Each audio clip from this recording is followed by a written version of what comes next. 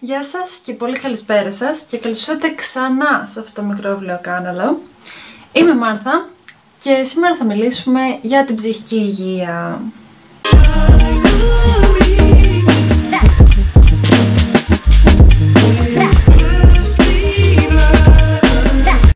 Η αλήθεια είναι ότι πρώτη φορά θα κάνω ένα βίντεο στο οποίο θα είμαι αρκετά στηριγμένη σε ό,τι λέω σε δεδομένα, σε επιστημονικά δεδομένα, αλλά κατά βάση ό,τι θα σας πω σήμερα θα βασίζεται σε αυτό το βιβλίο που σας είπα στο προηγούμενο βίντεο, το This Book Will Change Your Mind About Mental Health του Nathan Filer.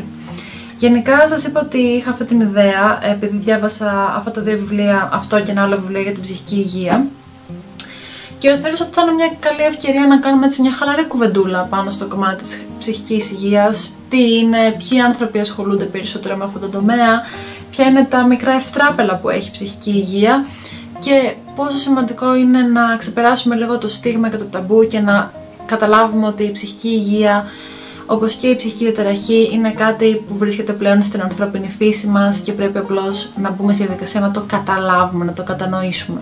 Αρχικά θα μπω στη διαδικασία να σας πω κάποιους ορισμούς. Ξέρω ότι μπορεί να ακουστεί κουραστικό ή οτιδήποτε, αλλά καλό είναι να έχουμε μια ιδέα τι έχουν πει σημαντικοί οργανισμοί εκεί έξω σχετικά με την ψυχική υγεία. Γι' αυτό το λόγο έχω ανοιχτό και το λάπτοπ εδώ πέρα για να βοηθηθώ λίγο με το κομμάτι των ορισμών. Λοιπόν, ψυχική υγεία βάσει του Παγκόσμιου Οργανισμού Υγείας δεν είναι απλώς η απουσία ψυχικών διαταραχών. Είναι πολύ περισσότερα από αυτό. Ψυχική υγεία είναι λοιπόν η κατάσταση ευημερίας κατά την οποία το άτομο αντιλαμβάνεται την ικανότητά του να αντιμετωπίζει αποτελεσματικά τα φυσιολογικά άγχη της ζωής, να δουλεύει, να εργάζεται παραγωγικά και επικοδομητικά και να είναι ικανό να συνεισφέρει στην κοινότητα στην οποία ζει. Και αυτό φυσικά προσαρμόζεται στις διαφορετικές κουλτούρες και διαφορετικές κοινωνίες στις οποίες ζει το άτομο. Μπορεί να ακούγεται πολύ απλός ορισμός ή πολύ περίπλοκος για κάποιους, δεν ξέρω. Πάντως σίγουρα ψυχική υγεία δεν έχει να κάνει απλά με το κομμάτι της ψυχής, όπως πολλοί φίλοι παλιότερα μου έχουν πει ότι σε φάση δεν πιστεύω στην ψυχολογία γιατί δεν πιστεύω στην ύπαρξη της ψυχής.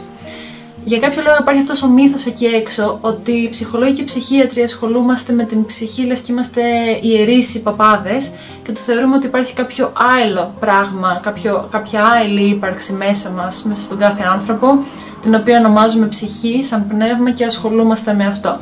Καμία σχέση.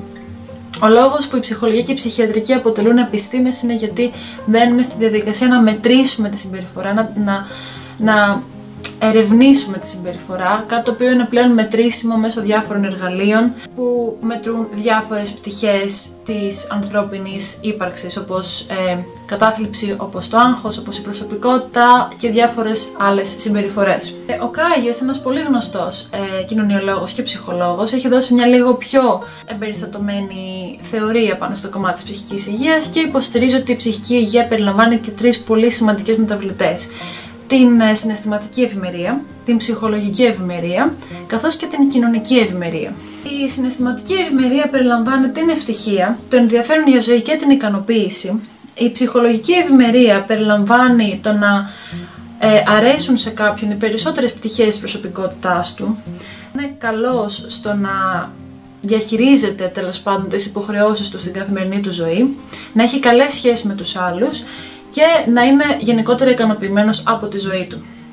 Η κοινωνική ευημερία έχει να κάνει με το να αισθάνεται το άτομο ότι λειτουργεί θετικά, με το να συνεισφέρει στην κοινότητά του, το ίδιο που είπαμε και πριν ότι να συνεισφέρουμε στην κοινωνία, κοινωνική συνεισφορά, το να αισθάνεται ότι είναι μέρος αυτής της κοινωνίας, άρα κοινωνική ενσωμάτωση, το να αισθάνεται ότι η κοινωνία γίνεται ένα καλύτερο μέρος για τους ανθρώπους που ζουν μέσα σε αυτή, κοινωνική πραγμάτωση, και να αισθάνεται ότι η κοινωνία γενικώς έχει μια συνοχή, έχει ένα νόημα με τον τρόπο που λειτουργεί. Άρα κοινωνική συνοχή. Ελπίζω να βγάζουν νόημα όλα αυτά που σας λέω μέχρι στιγμής και να μην σας λέω απλώς πράγματα τα οποία σας κουράζουν. Νομίζω έχετε τώρα μια πιο καλή ιδέα του τι ορίζουμε ως ψυχική υγεία.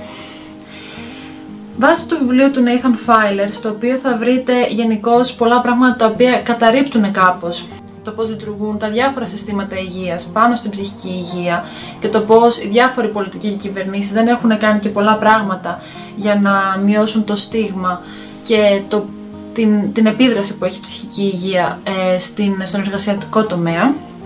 Θα δείτε και πολλά πράγματα τα οποία υποστηρίζουν τέλος πάντων την ψυχική υγεία για τον τρόπο που δουλεύουμε πάνω στην ψυχική υγεία. Γενικώς στην Αγγλία πάνω από 300.000 άνθρωποι χάνουν τη δουλειά τους κάθε χρόνο εξαιτίας προβλημάτων της ψυχικής υγείας. Στην Ελλάδα προσπάθησα να βρω αντίστοιχα στατιστικά, αλλά επειδή υπάρχει τεράστια ανεργία, αυτό που βρήκα είναι μια πολύ σημαντική έρευνα παλιών καθηγητών μου, όπου έχει βρεθεί ότι η ανεργία είχε τεράστιο ψυχικό κόστος, καθώς είχε επίδραση τόσο στην εμφάνιση κατάθλιψης και άγχους, αλλά και στον αριθμό στις απόπειρες αυτοκτονίας. Θα σας έχω όλα αυτά τα paper από κάτω. Γενικά, ό,τι δεδομένα έχω χρησιμοποιήσει για αυτό το βίντεο θα σας τα έχω στην περιγραφή για να τα βρείτε και να διαβάσετε ό,τι άλλο εσείς θέλετε. Όσον αφορά το ποιοι δουλεύουν στην ψυχική υγεία, γενικά στην Ελλάδα νομίζω γνωρίζουμε κυρίως τους ψυχολόγους και τους ψυχιάτρους, αλλά στην πραγματικότητα δουλεύουν πολύ περισσότεροι άνθρωποι στις δομές ψυχικής υγείας, όπως είναι ψυχιατρικοί νοσοκόμοι, όπως είναι η κοινωνική λειτουργή, όπως είναι το υπόλοιπο υποστηρικτικό προσωπικό που βοηθάει τους συνοσυλλευομένους ή ωφελουμένους, ή όπως αλλιώς θέλετε να τους πούμε, στις καθημερινές τους ανάγκες. Η ψυχολογία και η ψυχιατρική, θα σας πω ότι είναι δύο επαγγέλματα τα οποία δουλεύουν πολύ στενά μεταξύ τους, παρόλο που στην Ελλάδα υπάρχει ο μύθος ότι αυτά τα δύο επαγγέλματα βρίσκονται σε μια μεγάλη εχθρότητα μεταξύ τους. Καμία σχέση. Η ψυχολογία και η ψυχιατρική απλώς αλληλεπικαλύπτονται. Καλύπτουν ο ένας τον άλλον. Η μία επιστήμη καλύπτει την άλλη. Και τι εννοώ με αυτό? Στην ψυχολογία, για να είναι κάποιος ψυχολόγος στην Ελλάδα χρειάζεται να έχει τελειώσει ένα τετραετές πρόγραμμα πανεπιστημίου και έπειτα να λάβει την άδεια άσκηση επαγγέλματος και μπορεί έτσι να γίνει και μέλος στον Σύλλογο Ελλήνων Ψυχολόγων. Στην Αγγλία τα πράγματα είναι λίγο πιο δύσκολα. Για να γίνει κάποιος ψυχολόγος και να έχει άδεια άσκηση επαγγέλματος πρέπει να τελειώσει ένα τριετές πρόγραμμα ψυχολογίας και έπειτα να τελειώσει και ένα διδακτορικό πρόγραμμα ειδίκευσης για να μπορέσει να δουλέψει ως ψυχολόγος και να γίνει και μέλος.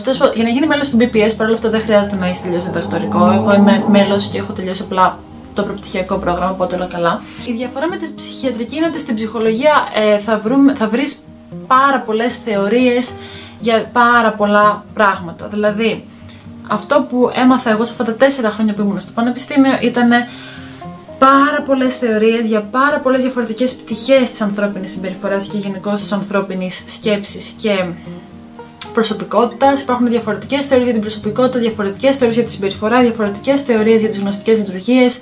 Υπάρχει το νευρολογικό υπόβαθρο, το οποίο επίσης μαθαίνουμε, όπως επίσης μαθαίνουμε και ανατομία του εγκεφάλου. Μαθαίνουμε λοιπόν πάρα πολλές οπτικές γωνίες της ανθρώπινης ύπαρξης και συμπεριφοράς και πάνω σε αυτές τις θεωρίες έχουν βασιστεί και οι διάφορες ψυχοθεραπευτικές προσεγγίσεις που υπάρχουν εκεί έξω για να βοηθήσουν στα διάφορα προβλήματα, στις διάφορες ψυχικές διαταραχές. Άλλο ένα λάθος που ακούω συχνά εκεί έξω είναι όταν κάποιος μου λέει εγώ πηγαίνω και κάνω ψυχανάλυση. Η ψυχανάλυση αποτελεί μία από τις προσεγγίσεις της ψυχοθεραπείας και όχι, δεν είναι ψυχοθεραπεία, δηλαδή η ψυχανάλυση δεν είναι το ίδιο με την ψυχοθεραπεία, απλώς αποτελεί μία προσέγγιση ψυχοθεραπείας. Απλά το λέω για να το ξέρετε. Δηλαδή η ψυχανάλυση ουσιαστικά είναι η προσέγγιση που έχει προέλθει από τον Φρόιντ, τον Λακάν και άλλους μετέπειτα θεωρητικούς της ψυχαναλυτικής προσέγγισης. Στην ψυχοθεραπεία υπάρχουν διάφορες προσεγγίσεις, όπως είναι η συστημική, όπως είναι η διαλεκτική συμπεριφοριστική, όπως είναι η γνωστική, η συμπεριφοριστική και η γνωσιακή συμπεριφοριστική και διάφορες άλλες πάρα πολλές προσεγγίσεις που είναι πιο ειδικευμένες για διαφορετικά προβλήματα, να το θέσω έτσι, για διαφορετικές δυσκολίες που αντιμετωπίζει το άτομο. Η ψυχιατρική, από την άλλη, είναι ιατρική επιστήμη. Για να γίνει κάποιος ψυχίατρος πρέπει να τελειώσει ένα 5ετές πρόγραμμα ιατρικής εκπαίδευσης και έπειτα να κάνει δίκευση στην ψυχιατρική. Βασική διαφορά λοιπόν με την ψυχολογία είναι ότι ακολουθούν κατά βάση το βιοιατρικό μοντέλο, το οποίο στηρίζει ότι για κάθε ψυχική διαταραχή υπάρχει και το βιολογικό υπόβαθρο, δηλαδή κάποια νευρολογική ανισορροπία δημιουργεί την κατάθλιψη, τη σχιζοφρένεια ή οτιδήποτε άλλο. Βέβαια πλέον, επειδή θα σας πω ότι δεν υπάρχει διαταραχή που να έχει αποδειχτεί ότι προκαλείται από τον εγκέφαλο, πέρα από την άνοια και νευρολογικής φύσεως ψυχικές διαταραχές. Όλες οι υπόλοιπες διαταραχές, όπως είναι π.χ. η κατάθλιψη, το άγχος, η σχιζοφρένεια, δεν υπάρχει κανένας βιολογικός παράγοντας άρρηκτα συνδεδεμένος με την εμφάνιση αυτών των διαταραχών. Οπότε όποιος σας πει ότι αυτό το πράγμα στον εγκέφαλο δημιουργεί την τάδε ψυχική διαταραχή είναι απολύτως λάθος. Μάλιστα, πρόσφατα μία μεταανάλυση κατέριψε την θεωρία της σερωτονίνης για την κατάθλιψη, καθώς για πάρα πολλά χρόνια και έτσι στηρίχθηκαν και πάρα πολλά φάρμακα τα οποία δίνονται στους ανθρώπους με κατάθλιψη. Για πάρα πολλά χρόνια λοιπόν, από τη δεκαετία του 60, υπήρχε αυτή η θεωρία ότι η μειωμένη σερωτονίνη στον εγκέφαλο δημιουργεί τα συμπτώματα της κατάθλιψης. Πλέον βρέθηκε ότι αυτό δεν ισχύει, δεν είναι άρρηκτα συνδεδεμένη η σερωτονίνη με την εμφάνιση της κατάθλιψης και μάλιστα βρέθηκε ότι υπάρχει πιθανότητα τα αντικαταθλιπτικά φάρμακα, τα οποία ουσιαστικά προσπαθούν να αφήσουν τη σερωτονίνη να εδράζεται για μεγαλύτερο χρονικό διάστημα στον εγκέφαλο πριν επαναπροσληφθεί από τους διάφορους νευρώνες. Αποδείχθηκε ότι αυτά τα φάρμακα καμιά φορά οδηγούν στη μειωμένη σερωτονίνη στον εγκέφαλο, ενώ ουσιαστικά προσπαθούν για το αντίθετο. Γενικά, η βασική κατηγορία φαρμάκων που δίνεται στα άτομα με κατάθλιψη είναι τα SSRIs, η εκλεκτική αναστολή επαναπρόσληψης της σερωτονίνης, οι οποίοι κάνουν αυτό ακριβώς που σας είπα. Αφήνουν τη σερωτονίνη να μένει για λίγο μεγαλύτερο διάστημα ελεύθερη στον εγκέφαλο, ώστε το άτομο να αρχίσει να αισθάνεται μεγαλύτερη ευφορία, ίσως πιο θετικά συναισθήματα, ώστε να ξεπεράσει τα καταθλιπτικά του συμπτώματα. Οπότε, όπως βλέπετε, γενικά, ακόμα και τέτοιου είδους βιολογικοί παράγοντες που ίσως να έχουν βρεθεί με τα χρόνια είναι σε πολύ ρευστή κατάσταση. Δηλαδή, τόσο η ψυχολογία όσο και η ψυχιατρική είναι δύο επιστήμες οι οποίες ακόμα εξελίσσονται. Είναι ίσως οι νεότερες επιστήμες που έχουν δημιουργηθεί, γι' αυτό το λόγο είναι διαρκώς εν εξελίξη. Και άρα δεν μπορεί να υπάρξει τίποτα το οποίο δεν μπορούμε ποτέ να πούμε ότι αυτό καταλήγει εκεί. Πάντα πηγαίνουμε με βάση τις πιθανότητες. Αν κάτι το οποίο, για παράδειγμα, ας πούμε ότι βγαίνει μια έρευνα που λέει ότι τα άτομα με κατάθλιψη κατά 53% είχαν δεχτεί bullying στη σχολική του ζωή.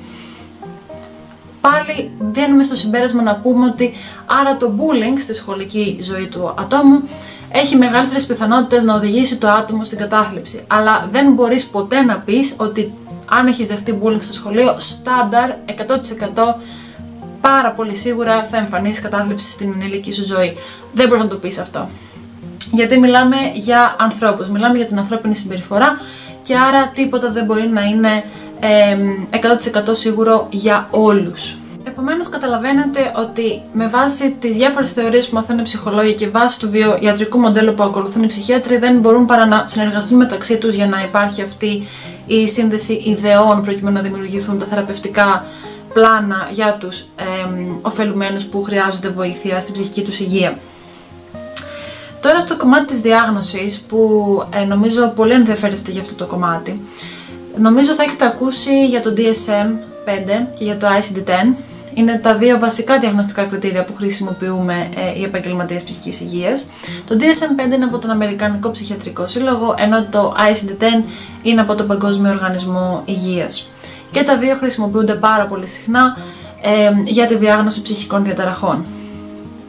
Ωστόσο θα σας πω ότι το DSM τουλάχιστον έχει μια μεγάλη ιστορία από ευτράπελα μέχρι να καταλήξει να είναι το σχετικά αξιόπιστο εργαλείο που είναι σήμερα, και πολλές αποφάσεις πρέπει να πάρουμε ως προς τη διάγνωση, καμιά φορά δεν είναι πολύ σταθερά αποδεδειγμένες από έρευνες. Και τι εννοώ με αυτό?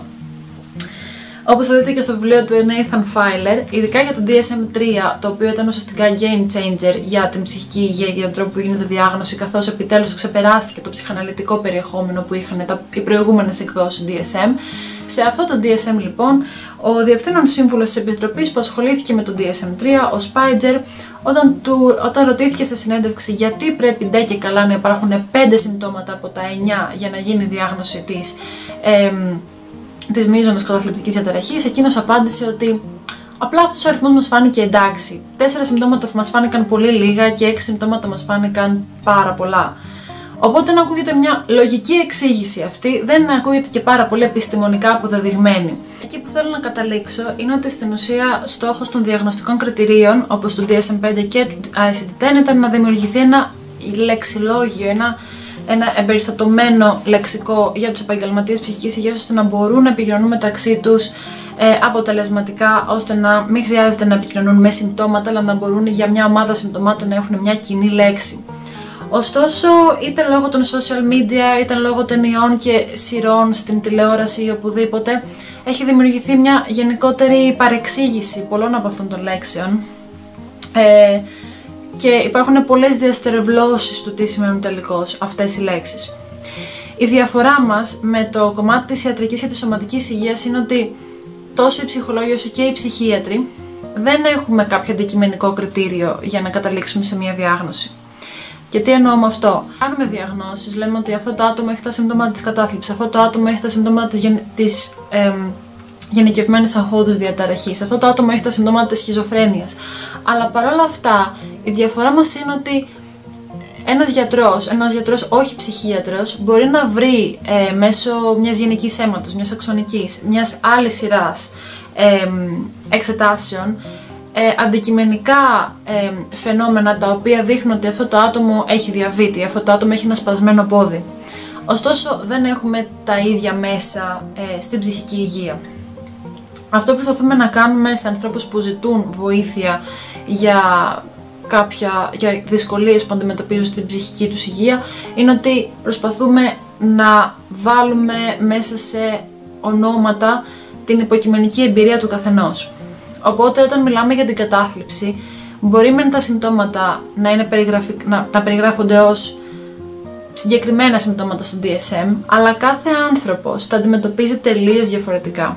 Κάθε άνθρωπος αντιμετωπίζει ερεθίσματα πολύ διαφορετικά. Οπότε η κατάθλιψη του Γιάννη δεν θα είναι η ίδια με την κατάθλιψη της Μαρίας. Το ότι έχουν το ίδιο όνομα αυτή σαν διαταραχή, έχει το ίδιο όνομα και για τους δύο αυτούς ανθρώπους, δεν σημαίνει ότι το αντιμετωπίζουν ακριβώς το ίδιο. Η Μαρία έχει μεγαλώσει με τελείως διαφορετικούς γονείς, σε ένα τελείως διαφορετικό περιβάλλον, και ο Γιάννης έχει μεγαλώσει με τελείως διαφορετικά ερεθίσματα, μια τελείως διαφορετική ζωή, και άρα τον επηρεάζει πολύ διαφορετικά. Η κατάθλιψη της Μαρίας μπορεί να τον επηρεάζει στην εργασιακή της ζωή, τον Γιάννη μπορεί να τον επηρεάζει στη σεξουαλική του λειτουργικότητα. Οπότε στην ψυχική υγεία δεν έχουμε μόνο να κάνουμε με συμπτώματα, έχουμε να κάνουμε με την γενικότερη κοινωνικο-ψυχολογική και οικονομική επίρρεια που μπορεί να έχει η εκάστοτε διαταραχή ή τα εκάστοτε συμπτώματα στη ζωή του ατόμου. Οπότε δεν μπορούμε να αντιμετωπίζουμε τις λέξεις σαν κάτι πραγματικό. Ένα σπασμένο πόδι είναι ένα σπασμένο πόδι, το βλέπουμε στην αξονική, υπάρχει ένα σπασμένο κόκαλο. Στην ψυχική υγεία δεν μπορούμε να πούμε το ίδιο. Δεν μπορούμε να δούμε την κατάθλιψη, δεν μπορούμε να δούμε τη σχιζοφρένεια με κάποιο τρόπο. Ξέρουμε όμως τις υποκειμενικές εμπειρίες του ατόμου και της οικογένειας, που ίσως θα μας πει κάποιες περισσότερες πληροφορίες, ή του συντρόφου του εκάστοτε ατόμου που βλέπει πόσο υποφέρει ο σύντροφός του. Αλλά μέχρι εκεί δεν έχουμε πρόσβαση σε άλλες πληροφορίες. Επομένως, εκεί που θέλω να καταλήξω είναι ότι μην λαμβάνετε αυτές τις λέξεις με τη βαρύτητα που έχετε απλά από ταινίες ή σειρές. Ψάξτε το λίγο περισσότερο. Μην στιγματίζετε ανθρώπους από απλές λέξεις που έχουν δημιουργηθεί για έναν πολύ πιο αθώο σκοπό. Το ότι ένας άνθρωπος σας λέει ότι έχει κατάθλιψη, αυτό δεν τον κάνει πιο αδύναμο, δεν τον κάνει πιο ευάλωτο, δεν τον κάνει κάτι λιγότερο από αυτό που είστε εσείς. Το ότι ένας άνθρωπος έχει σχιζοφρένεια δεν τον κάνει τρελό. Το ότι ένας άνθρωπος έχει διπολική δεν τον κάνει μανιακό, δεν τον κάνει επικίνδυνο. Είναι πολλές οι παρεξηγήσεις που υπάρχουν εκεί έξω. Δεν περιμένω με ένα βίντεο να σας εξηγήσω όλους αυτούς τους μύθους και να σας πω ότι απλώς απορρίψτε τους. Απλώς θέλω να σας κάνω να σκεφτείτε λίγο περισσότερο ότι πίσω από τις λέξεις κατάθλιψη, σχιζοφρένεια, διπολική, οριακή διαταραχή προσωπικότητας, υπάρχουν απλώς άνθρωποι οι οποίοι ίσως να είχαν λίγες παραπάνω δυσκολίες στη ζωή τους, ίσως να μην κατάφεραν να αντιμετωπίσουν δυσκολίες με έναν πιο αποτελεσματικό τρόπο από ότι άλλοι άνθρωποι. Πάντως σίγουρα υπάρχουν μεταβλητές που τους έκαναν να μην μπορούν να διαχειριστούν κάποια ερεθίσματα και να χρειάζονταν βοήθεια. Αυτό όμως δεν τους κάνει λιγότερο ανθρώπους, δεν τους κάνει κάτι διαφορετικό από ότι όλοι οι υπόλοιποι άνθρωποι. Γενικώς, πιστέψτε με, είναι πολύ μεγάλα τα ποσοστά πλέον των ανθρώπων με κατάθλιψη και άγχος εκεί έξω, οπότε χρειάζεται πλέον να μπούμε στη δικασία να καταλάβουμε τι είναι το άγχος, τι είναι η κατάθλιψη, τι είναι γενικώς οι ψυχικές διαταραχές. Οπότε μην μπαίνετε στο τρυπάκι να κρίνετε ανθρώπους που έχουν ψυχικές διαταραχές. Μπείτε στη διαδικασία να τους ακούσετε, μπείτε στη διαδικασία να τους καταλάβετε και να τους υποστηρίξετε όταν βρίσκονται σε ψυχοθεραπεία ή όταν βρίσκονται σε μια φαρμακευτική αγωγή.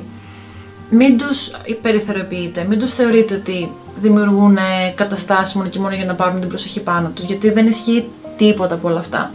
Όταν κάποιος σας εκμυστηρεύεται κάτι τέτοιο, το μόνο που περιμένω από εσάς είναι να τον στηρίξετε, να του πείτε ότι ξέρεις τι, είμαι πολύ περήφανος για σένα γιατί είσαι πάρα πολύ δυνατός και το διαχειρίζεσαι αυτό πολύ πολύ πολύ καλά. Αυτά είχα να πω. Ελπίζω να σας έδωσα μια βασική ιδέα του τι είναι η ψυχική υγεία, πώς λειτουργούν οι ψυχολόγοι και οι ψυχίατροι, πώς λειτουργούν τα διαγνωστικά κριτήρια. Ξέρω ότι ίσως να σας έβαλα πολλές πληροφορίες μέσα σε ένα βίντεο, αλλά ελπίζω αυτές τις πληροφορίες που θα σας έχω στην περιγραφή να βοηθήσουν λιγάκι περισσότερο. Για μένα αυτό που θέλω σίγουρα να σας πω είναι ότι διαβάστε αυτό το βιβλίο, αυτό εδώ. This book will change your mind about mental health, του Nathan Filer. Θα βρείτε πάρα πολύ χρήσιμες πληροφορίες εδώ μέσα, ειδικά για τη σχιζοφρένεια αλλά και γενικότερα για την ψυχική υγεία. Θα δείτε πολλά πράγματα που δεν γνωρίζατε πριν. Ελπίζω να σας άρεσε το βίντεο.